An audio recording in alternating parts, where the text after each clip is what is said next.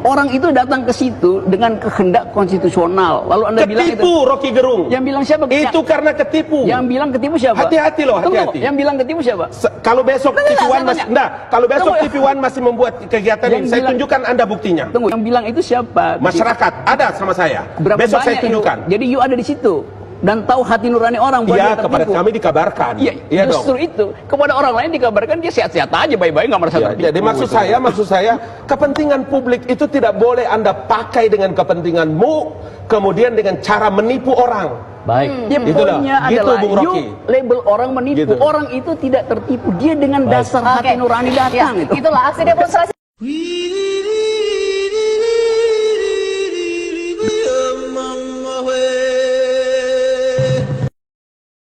DPR itu ya, bahwa kedaulatan rakyat itu kan dilaksanakan oleh Undang-Undang Dasar, Pak, dilaksanakan berdasarkan Undang-Undang Dasar. Nah, jadi yang saya maksud tadi katakan itu adalah demokrasi kita ini perwakilan, kemudian juga anggota DPR itu dipilih melalui pemilu, itu perintah Undang-Undang Dasar. Nah, lantas apa? DPR itu ya memang merepresentasi dari kedaulatan rakyat itu. Saya terangkan ulang. Saya menjelaskan dalam konteks apa Undang-Undang Dasar itu, Bang. Nah, jadi posisi DPR itu dia adalah representasi dari rakyat itu tadi. Kalau saya ini kan, agar juga saya terangkan cepat-cepat ya. You bikin dua kalimat yang juga bertentang. Representasi rakyat, representasi kedaulatan rakyat itu lain. Kedaulatan rakyat itu abstrak. Rakyatnya konkret, dia punya kepentingan. Karena itu dia duel di dalam pemilu. Kedaulatan itu nggak mungkin diduelkan karena dia final.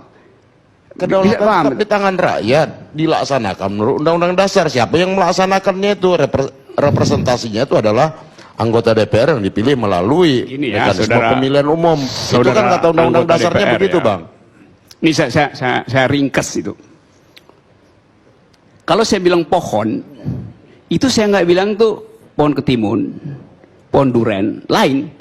Kedaulatan itu adalah guide, ide yang menuntun demokrasi. Kedaulatan rakyat justru dimaksudkan untuk mencegah demokrasi tidak berubah jadi mayoritarianisme. Itu logiknya tuh, karena itu disebut sovereignty.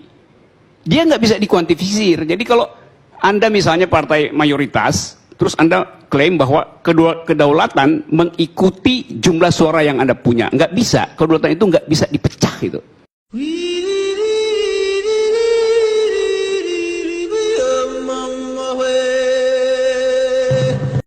Ya, Oke, interupsi kedua, silahkan. Rocky Gerung, saya ingin sampaikan satu hal ya. Rocky Gerung ini ngomong Al-Quran fiksi aja nggak ada yang protes. Al-Quran loh, Agim. Al-Quran itu dikatakan fiksi loh oleh dia. Udah. Mana mungkin orang yang mengatakan kitab suci agama Islam adalah fiksi bisa dipercaya omongannya. Jangan dipercaya omongannya. Kita tetap tema hari ini aja. Jangan balik-balik. Saya dulu bilang kitab suci fiksi, saya nggak bilang Al-Quran. Ini kedunguan kedua nih. Tadi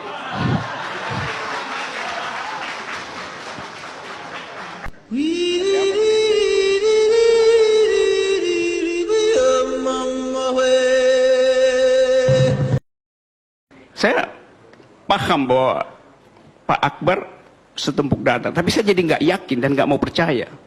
Karena dari awal dia udah disclaimer bahwa dia bukan ahli ekonomi, bukan ahli statistik, bukan ahli matematik tuh.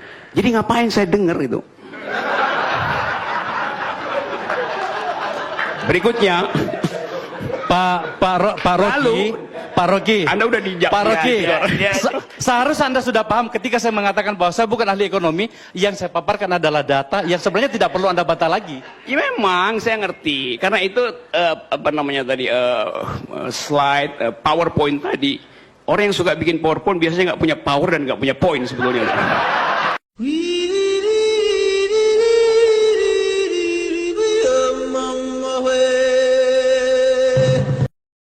Misalnya begini, yang terpilih nanti di DPR itu partai-partai baru yang belum pernah ikut 2014, suaranya tinggi sekali itu. Partainya Adian itu hilang di 2019, tapi dia yang menentukan presiden itu. Itu kan, itu sama seperti kita mau naik gunung Terus dokter minta, tolong kasih tahu saya ronsen bahwa Anda sehat. Saya bawa ronsen 2014, padahal saya mau naik gunung 2019 itu.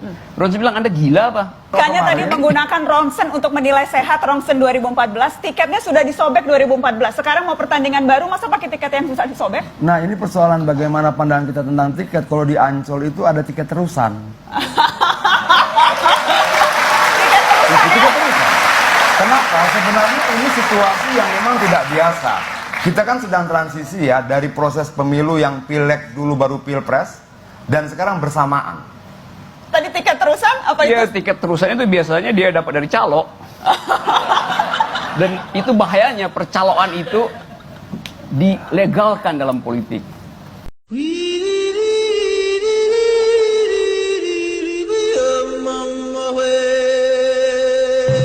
Buat apa cemas pada sesuatu yang politis? Kita bangun pagi, kita buka WA emak-emak itu udah politis itu. Nah, tahun politik mau ngapain?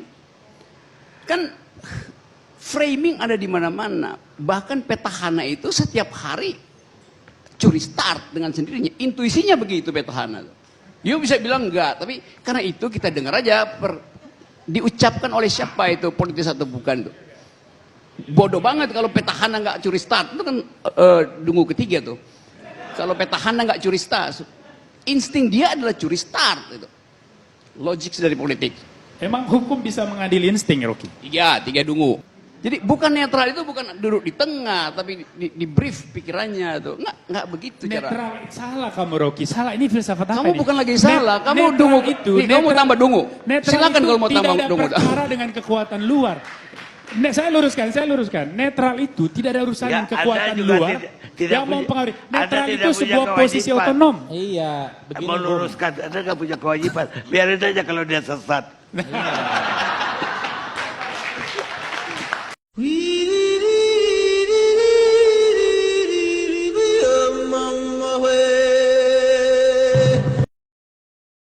Hoax itu kalau Anda baca sejarah, karena disebut tadi di dalam ilmu pengetahuan, hoax itu adalah jahat itu.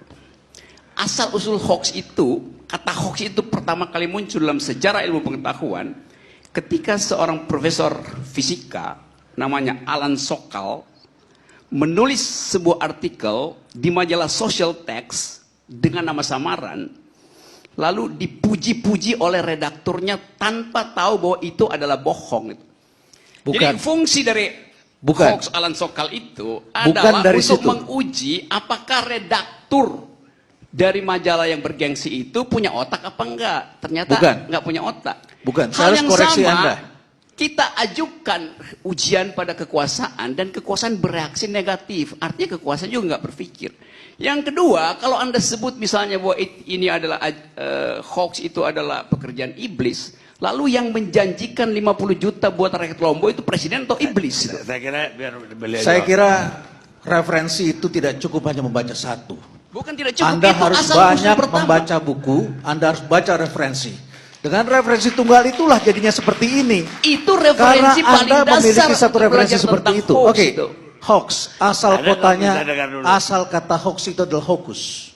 Hokus itu artinya adalah mengelabui. Itu etimologinya. Itu yang diambil dari kejadian para tukang sulap yang kemudian mengelabui mata orang lain. Fungsinya menguji orang dungu. Mengelabui orang dungu. Yes. Karena itu yang terjadi. Jadi skandal Alan Sokal itu. Jadi hari skandal. ini bukan orang dungu yang dikelabui. Orang-orang pandai, orang-orang yang ibadahnya baik pun dikelabui. Asal usul dari istilah hoax terjadi ketika Alan Sokal menguji kedunguan redaktur dari majalah Social Text. Itu poinnya.